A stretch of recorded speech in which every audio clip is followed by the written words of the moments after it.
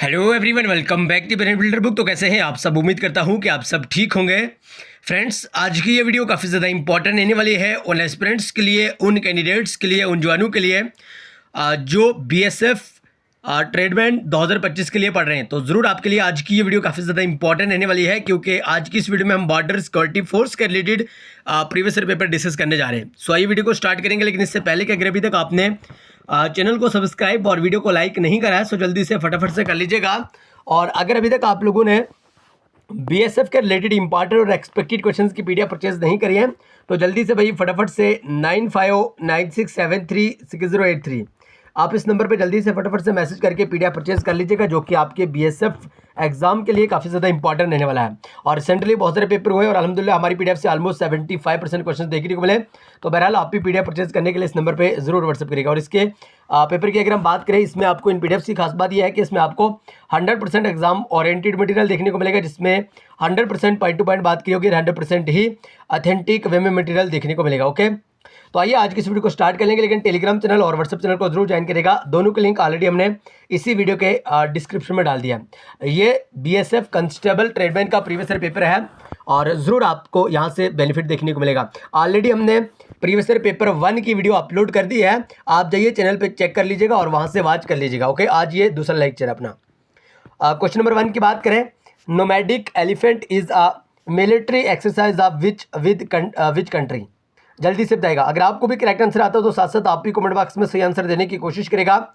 उससे ये होता है कि आपको अपनी प्रिपरेशन का कहीं ना कहीं पे अच्छे बढ़िया शानदार तरीके से आइडिया हो जाता है। ऑप्शन है सिंगापुर, मंगोलिया, जापान या मलेशिया। तो आंसर हर एक क्वेश्चन का ऑलरेडी यहाँ पे विजिबल है, आप लोग बड़े ध्यान से यहाँ पे आंसर पुट करिएगा। Correct answer is option 2, that is Mongolia. Okay, तो ध्यान में रखिएगा, ऑप्शन 2 इज करेक्ट आंसर। देखिए, आप कोई भी पेपर दे लो, चाहे बीएसएफ की बात करें, एसएससी की बात करें, रेलवे की बात करें या किसी अदर एग्जाम की बात करें, तो प्रीवियस ईयर पेपर का अहम रोल रहता है हर एक पेपर के अंदर। ठीक है, इसलिए आप जरूर प्रीवियस ईयर पेपर लगाया करें। ऑलरेडी हमने बहुत सारे प्रीवियस ईयर पेपर इसी चैनल पर बीएसएफ के अपलोड कर दिए हैं, आप वहाँ से भी वीडियो देख सकते हैं। और बाकी बीएसएफ का हमने एक सेपरेटली तरीके से व्हाट्सएप ग्रुप बनाया हुआ है, आप व्हाट्सएप करिएगा हमें 9596736083।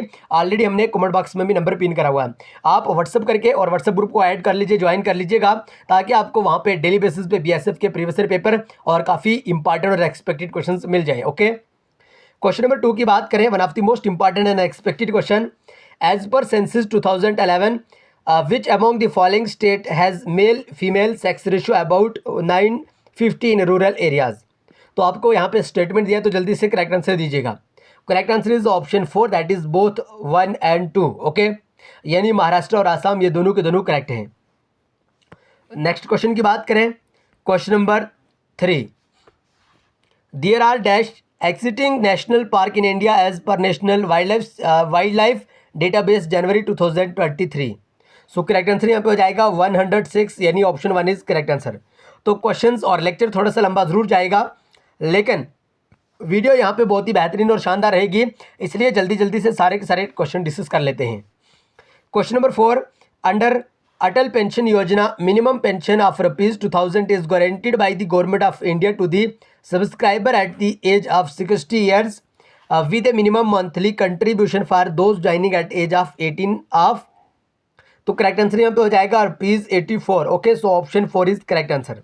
ये सारे के सारे इंपॉर्टेंट क्वेश्चन है, आपको याद रखने होंगे, यहाँ पे इग्नोर नहीं करना होगा। Question number 5, as per census 2011 Hindu religious community constituted dash % of the total population of India? जल्दी से बताएगा। और सेंसस 2011 से अभी तक 2 क्वेश्चंस आज की शिफ्ट में पूछे गए हैं। पिछली वीडियो में भी हमने डिस्कस करा था जो पेपर, उसमें भी 2 क्वेश्चन सेंसस 2011 के डेटा के अकॉर्डिंग पूछा गया था।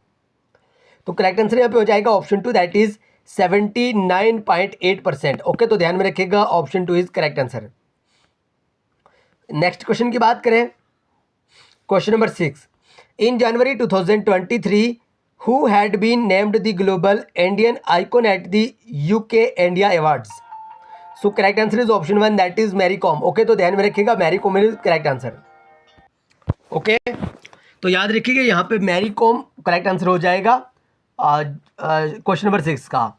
एंड नेक्स्ट क्वेश्चन की बात करें, question number 7, the Indian space research organisation that is ISRO, okay, had successfully launched the NVS-1 satellite in 2023.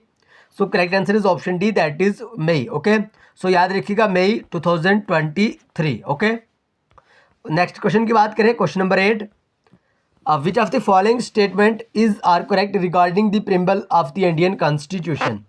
अब आपसे पूछा गया कि भाई preamble of the Indian constitution के रिलेटेड दो स्टेटमेंट दिए हैं, तो इनको पढ़ के बताइएगा कौन सा स्टेटमेंट करेक्ट है। As on May 2022 preamble of the Indian constitution has been amended only once. And statement 2 की बात करें, the word republic in the preamble of Indian constitution was added in 1976। So correct answer यहाँ पे हो जाएगा option 4, यानी option 1 is correct answer. Okay, तो ध्यान में रखिएगा, ओनली ऑप्शन 1 करेक्ट आंसर है, ऑप्शन 2 ये रॉन्ग आंसर है। नेक्स्ट क्वेश्चन की बात करें, question number 9, as per census 2011 the growth rate of population of the Sikh religious community in India in the decade 2001 to 2011 was -%। So correct answer is option 3, यानी 8.4%। Okay, तो ध्यान में रखिएगा, option 3 is correct answer. Next question की बात करें, question number 10, the southern stretch of western coastal plain is called. Correct answer is option 4, that is Malabar coast. Okay, तो Malabar coast यहाँ पे करेक्ट आंसर हो जाएगा। Next question, question number 11, which of the following pairs of tax as taken is correctly best. Vetti cash, kadamai forced labour. So correct answer is option 3, that is neither one nor second, यानी ना ही पहला option और ना ही दूसरा option. Okay, question number 12, who was the governor general of India from 1830 to 1823। So correct answer is option 1, that is Lord Hastings. Okay, तो ध्यान में रखिएगा, option 1 is correct answer. Next question की बात करें, क्वेश्चन नंबर 13, और ये भी सेंसस 2011 से क्वेश्चन है। अभी तक 2011 सेंसस के अकॉर्डिंग आपको इस पेपर में 3 क्वेश्चंस पूछे गए हैं। अब आपको यहाँ से आइडिया हो जाएगा कि आपको बीएसएफ ट्रेडमैन कांस्टेबल के लिए सेंसस वाले टॉपिक को किस लेवल से पढ़ के जाना होगा। Which among the following states has the highest literacy rate in India as per census 2011। जल्दी से बताइएगा भाई, हाईएस्ट लिटरेसी रेट वाली स्टेट कौन सी है 2011 के अकॉर्डिंग। गुजरात, उड़ीसा, हरियाणा या गोवा। तो करेक्ट आंसर भाई यहाँ पे हो जाएगा option 4, that is Goa. Okay, देखिए ऐसे तो आप तमाम लोगों को पता होगा, केरला की अगर हम बात करें, केरला की बात करें तो केरला हाईएस्ट लिटरेसी रेट वाली स्टेट मानी जाती है, और बिहार की बात करें तो बिहार लोवेस्ट लिटरेसी रेट वाली स्टेट मानी जाती है। लेकिन ऑप्शंस में आपको केरला नहीं है, ऑप्शन में आपको गोवा है, तो ऑप्शंस के अकॉर्डिंग ही आपको आंसर पुट करना होगा, ना कि अपने नॉलेज के हिसाब से। ठीक है, तो याद रखिएगा यहाँ पे गोवा पे टिक करना होगा आपको, ना कि केरला ढूंढते फिरो। बहरहाल नेक्स्ट क्वेश्चन की बात करें, question number 14, the South Asian football federation championship 2023 was held in. तो बेंगलुरु यहाँ पे करेक्ट आंसर हो जाएगा, यानी option 1 is correct answer. Next question की बात करें, question number 15, who was the author of the book poverty and un British rule. तो poverty and un British rule के ऑथर कौन माने जाते हैं। अगर आपको भी करेक्ट आंसर आता तो साथ साथ आप भी कमेंट बॉक्स में सही आंसर देने की कोशिश करेगा।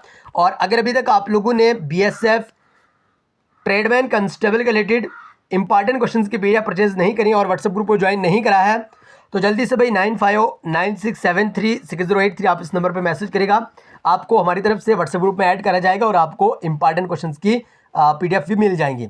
इसके लिए हमने कोई ढेर चार्ज नहीं रखा है, एक छोटा सा मिनिमम सा प्राइस रखा हुआ है, जिसको पे करके हर एक पूरे से पूरा स्टूडेंट पीडीएफ लेके लाभ उठा सकते हैं। ओके, तो polity and un British rule of India की बात करें तो ये ऑप्शन 2 करेक्ट आंसर हो जाएगा, that is Dada Bhai Naoroji is correct answer. Okay, next question की बात करें, question number 16, which of the following is the writ issued by the supreme court of India.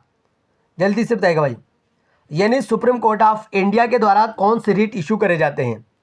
सर्टिलरी prohibition, तो करेक्ट आंसर यहाँ पे हो जाएगा option 3, that is both 1 and 2 are follow. Okay, और याद रखिएगा टोटल 5 रिट्स हैं और ये आर्टिकल 32 के अंडर है। ठीक है, आर्टिकल 32 फंडामेंटल राइट्स के अंडर है और फंडामेंटल राइट्स पार्ट 3 में आता है। पार्ट 3 की बात करें, फंडामेंटल राइट की बात करें, आर्टिकल 12 टू आर्टिकल 35 तक आता है। ओके, और आर्टिकल 32 की बात करें, डॉक्टर बी आर अम्बेडकर के द्वारा कहा गया कि ये heart and soul of Indian constitution है। ओके, तो ये भी आप लोगों को ज़रूर याद रखना होगा। और आर्टिकल 32 की बात करें, इसमें राइट टू कॉन्स्टिट्यूशनल रेमेडीज़ के बारे में बात करेंगे, आपको ये भी ज़रूर याद रखना होगा। नेक्स्ट क्वेश्चन की बात करें, question number 17, which of the following is the qualification to become a member of the House of the People. तो जो हाउस ऑफ द पीपल का मेंबर रहता है, ठीक है, जिसे हम लोकसभा का मेंबर कहते हैं, तो उनकी क्वालिफिकेशन क्या रखी गई है? Citizen of India, must have membership of any registered political party. तो करेक्ट आंसर यहाँ पे हो जाएगा, देखिए हर एक क्वेश्चन का आंसर साथ साथ विजिबल है। ऑप्शन 1 इज करेक्ट आंसर, यानी ओनली 1, यानी अगर कोई भी लोकसभा का स्पीकर हो, सॉरी आपने लोकसभा यानी हाउस ऑफ द पीपल का मेंबर हो, कोई भी लोकसभा का मेंबर हो, तो वो must be citizen of India होना चाहिए, ठीक है। नेक्स्ट क्वेश्चन की बात करें, question number 18, the United Nations has adopted dash goal under the sustainable development goals. Correct answer is option 1, that is 17। Okay, तो ध्यान में रखिएगा 17 यहाँ पे करेक्ट आंसर हो जाएगा। 17 जो गोल हैं वो सस्टेनेबल डेवलपमेंट गोल के अंडर आते हैं, यूनाइटेड नेशन के द्वारा जो अडॉप्ट करेगी। नेक्स्ट क्वेश्चन की बात करें, question number 19, which of the following wealthy temple was looted by Sultan Mahmud. So correct answer is option 1, that is Somnath. Okay, अब आप लोगों के लिए यहाँ पे होमवर्क है, आप लोगों को बताना होगा सोमनाथ टेम्पल कौन से स्टेट में लोकेटेड है, क्योंकि हर एक वीडियो, हर एक सेशन, हर एक लेक्चर में आप लोगों के लिए 2 या 3 होमवर्क जरूर रहते हैं, जिनका आंसर आपको कमेंट बॉक्स में बताना होता है। और आज की इस वीडियो का पहला होमवर्क यही है, आप लोगों को बताना होगा कमेंट बॉक्स में सोमनाथ टेम्पल कौन से स्टेट में लोकेटेड है। नेक्स्ट क्वेश्चन की बात करें, question number 20, India defeated which team to win the men's hockey junior Asia cup 2023 title. So correct answer is option 3, that is Pakistan. Okay, तो ध्यान में रखिएगा ऑप्शन 3 यहाँ पे करेक्ट आंसर हो जाएगा। नेक्स्ट क्वेश्चन की बात करें, question number 21, the fundamental duties were included in the Indian constitution by which of the following amendment act. तो जो फंडामेंटल ड्यूटीज़ हैं इंडियन कॉन्स्टिट्यूशन के, वो कौन से अमेंडमेंट एक्ट के अंडर आते हैं? Correct answer is option 1, that is 42 constitutional amendment act. Okay, और याद रखिएगा फंडामेंटल ड्यूटीज़ की बात करें, फंडामेंटल ड्यूटीज़ आर्टिकल 51A के अंडर आते हैं। फंडामेंटल ड्यूटीज़ की बात करें, फंडामेंटल ड्यूटीज़ का कंसेप्ट इंडियन कॉन्स्टिट्यूशन ने USSR के कॉन्स्टिट्यूशन से लिया है, that is Russia. Okay, Russia. और अगर हम फंडामेंटल ड्यूटीज़ की बात करें, टोटल 11 फंडामेंटल ड्यूटीज़ हैं, ये भी आप लोगों को ज़रूर ध्यान में रखना होगा। ओके, नेक्स्ट क्वेश्चन की बात करें, question number 22, which team had won the IPL 2023 title. तो भाई वो कौन सी टीम है जिसके द्वारा IPL 2023 वाला टाइटल जीता गया? करेक्ट आंसर यहाँ पे हो जाएगा option 4, that is Chennai super king. Okay, तो ध्यान में रखिएगा option 4 is correct answer. Next question की बात करें, question number 23, risk coverage under Pradhan Mantri Suraksha Bima Yojana is dash in case of accidental death. So correct answer is option 1, that is 2 lakh. Okay, तो ध्यान में रखिएगा ऑप्शन 1 इज करेक्ट आंसर।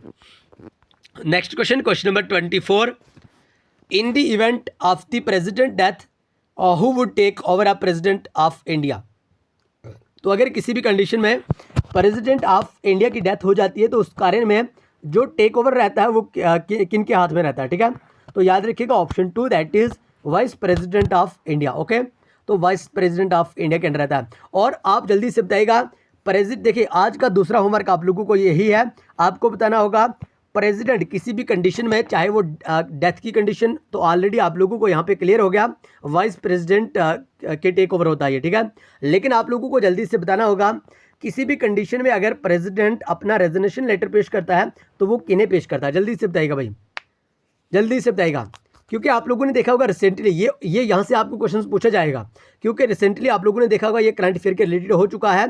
यानी प्रेसिडेंट ऑफ इंडिया की बात करें, ठीक है, sorry vice president of India की बात करें, तो इस कंडीशन में वाइस प्रेसिडेंट ऑफ इंडिया ने अपना जो रेजिग्नेशन लेटर है वो पेश कर दिया है। ओके, और अभी तो जो इलेक्शन कमीशन ऑफ इंडिया है उनके द्वारा एक नोटिस निकाला गया है जिसमें यूँ कहा गया है कि भाई नॉमिनेट जो फॉर्म है वो ये कर सकते हैं, ठीक है, अप्लाई कर सकते हैं आप वाइस प्रेसिडेंट ऑफ इंडिया के लिए। ओके, तो फिलहाल के लिए आपको यही क्वेश्चन है कि वाइस प्रेसिडेंट ऑफ इंडिया की अगर हम बात करें तो ये अपना रेजिग्नेशन लेटर किन को देते हैं, ठीक है, जल्दी से कमेंट बॉक्स में बताइएगा। बहरहाल क्वेश्चन नंबर 25, कनिहा tiger reserve is located in which of the following state of India? Correct answer is option 4 that is Madhya Pradesh. Okay, तो ध्यान में रखिएगा ऑप्शन 4 यहाँ पे सही आंसर हो जाएगा। Question number 26, which of the following statement is correct regarding Rabindranath Tagore? तो रविंद्रनाथ टैगोर के रिलेटेड कौन सा स्टेटमेंट करेक्ट है? He was a state supporter of western education, he started the institution संकेतन इन 1901। सो करेक्ट आंसर यहाँ पे हो जाएगा option 2 that is only second. Okay, तो ध्यान में रखिएगा option 2 is correct answer. Next question की बात करें, question number 27, which among the following statement is correct with respect to the ruler Kadamba Mayur Sharman? Okay, so correct answer is option 2 that is only 1 is correct answer, यानी he give up by his Brahmin profession and took to arms. Okay, next question की बात करें, question number 28, Deen Dayal स्प्राश योजना is related to? और पिछली video में मैंने बात करी थी एक और स्कीम के बारे में, आप लोगों को पूछा गया था जिससे इन शॉर्ट हम DDU-GKY के नाम से जानते हैं ना। तो पिछली वीडियो में ये पूछा गया था और इस वीडियो में आपको पूछा गया है दीनदयाल स्पार्श योजना इज रिलेटेड विद, तो ये फिलैट्री के रिलेटेड है, यानी ऑप्शन 4 यहाँ पे करेक्ट आंसर हो जाएगा। और दीनदयाल की बात करें अगर हम, यानी DDU-GKY की बात करें तो वो कहीं ना कहीं अनएम्प्लॉयड के रिलेटेड था। ओके, नेक्स्ट क्वेश्चन की बात करें, question number 29, what is the scientific name of the death cap mushroom? So correct answer यहाँ पे हो जाएगा ऑप्शन 3 यानी अमिनिता फॉलोडियस। ओके, तो ध्यान में रखिएगा option 3 is correct answer. Next question की बात करें, question number 30, which of the following associations were founded by Raja Ram Mohan Roy? तो राजा राम मोहन राय के द्वारा कौन सी एसोसिएशन को फॉर्म करा गया? अगर आपको भी करेक्ट आंसर आता हो तो साथ साथ आप भी कमेंट बॉक्स में सही आंसर लिखने की कोशिश करिएगा। उससे यूँ होता है कि आपको अपनी प्रिपरेशन का कहीं ना कहीं पे अच्छे बढ़िया शानदार तरीके से आइडिया हो जाता है। और वीडियो के एंड पे जरूर बताइएगा आप इंडिया के कौन से स्टेट या यूटी से हमारी वीडियो वॉच कर रहे हैं। बहरहाल क्वेश्चन नंबर 30 की बात करें, ऑप्शन 1 यानी ब्राह्मण समाज इज करेक्ट आंसर। ओके, तो राजा राम मोहन राय की बात करें तो ब्राह्मण समाज के फाउंडर इन्हें माना जाता है। ओके, नेक्स्ट क्वेश्चन की बात करें, बहुत ही शानदार और प्यारा सा क्वेश्चन है, question number 31, which article of the Indian constitution is related with name and territory of the union? Correct answer is option 1 that is article 1। तो फिलहाल के लिए भाई आर्टिकल 1 के बारे तो आपको जरूर याद होना चाहिए, क्योंकि जो आर्टिकल 1 जहां से स्टार्ट होता है आर्टिकल, वही अगर आपको याद ना हुआ तो बड़ा मुश्किल है। ठीक है, तो आर्टिकल 1 की बात करें, इस आर्टिकल में कहा गया कि इंडियन कॉन्स्टिट्यूशन के रिलेटेड है, यानी कोई भी यूनियन टेरिटरी कोई भी यूनियन टेरिटरी का नाम या उसकी बाउंड्री वगैरह को लेके तो आर्टिकल 1 में बात करेगी है। ओके, नेक्स्ट क्वेश्चन की बात करें, question number 32, project tiger was launched by the government of India in the year? तो भाई गवर्नमेंट ऑफ इंडिया के द्वारा प्रोजेक्ट टाइगर कौन से ईयर में लॉन्च करा गया? करेक्ट आंसर यहाँ पे हो जाएगा ऑप्शन 4 यानी 1973 1973 में। ओके, नेक्स्ट क्वेश्चन की बात करें, question number 33, Prithvi Raja third last to an Afghan ruler name dash in 1192? So correct answer यहाँ पे हो जाएगा option 1 that is Sultan Mahmud Ghori. Okay, Mohammad Ghori, सुल्तान मोहम्मद गोरी। ठीक है, तो याद रखिएगा ऑप्शन 1 इज करेक्ट आंसर। और 1192, अच्छा अब आप बताइएगा 1192 में कौन सी युद्ध हुई थी? ठीक है, और सेम ही युद्ध, एक ही युद्ध का नाम है जो कि 1191 और 1192 में हुई थी। ओके, ये आप जरूर बताइएगा कमेंट बॉक्स में, दोनों के दोनों युद्ध के नाम आप जरूर बताइएगा। नेक्स्ट क्वेश्चन की बात करें, question number 34, what is the total length of the Indus river? तो इंडस रिवर की टोटल लेंथ कितनी है भाई? करेक्ट आंसर यहाँ पे हो जाएगा ऑप्शन 1 दैट इज 2900 यानी 2900 किलोमीटर की अगर हम बात करें तो इंडस रिवर की टोटल लेंथ रहती है। अब बात आती है इंडस रिवर की, इसका ओरिजिन कहाँ से होता है? तो देखिए इसका ओरिजिन होता है तिब्बत से। कहाँ से होता है? तिब्बत से। ठीक है, और तिब्बत में कहाँ से होता है? मानसरोवर लेक, मानसरोवर लेक तिब्बत से इसका ओरिजिन होता है। इंडस रिवर की बात करें, इसको सिंधु घाटी के नाम से भी जाना जाता है, सिंधु घाटी के नाम से भी इंडस रिवर को जाना जाता है। ओके, इंडस रिवर की बात करें, ऑलमोस्ट इसकी 5 ट्रिब्यूटरीज हो जाती हैं, ये भी आपको याद रखना होगा। इंडस रिवर की बात करें, लार्जेस्ट ट्रिब्यूटरी इसकी मानी जाती है Chenab river, Chenab river. Okay, Indus river की बात करें, Chenab river, Beas river, Jhelum river, Ravi river और सतलुज रिवर। ओके, तो ये 4-5 इसके ट्रिब्यूटरी हैं, लेकिन चनाब रिवर की बात करें तो ये लार्जेस्ट ट्रिब्यूटरी मानी जाती है इंडस रिवर की। आपको ये भी ज़रूर ध्यान में रखना होगा। ओके, और चनाब रिवर को एनिशिएंट लैंग्वेज में अस्किनी कहा जाता है, ये भी आपको याद रखना होगा।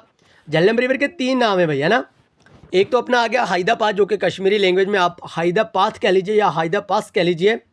ओके, आपको ज़रूर ध्यान में रखना होगा।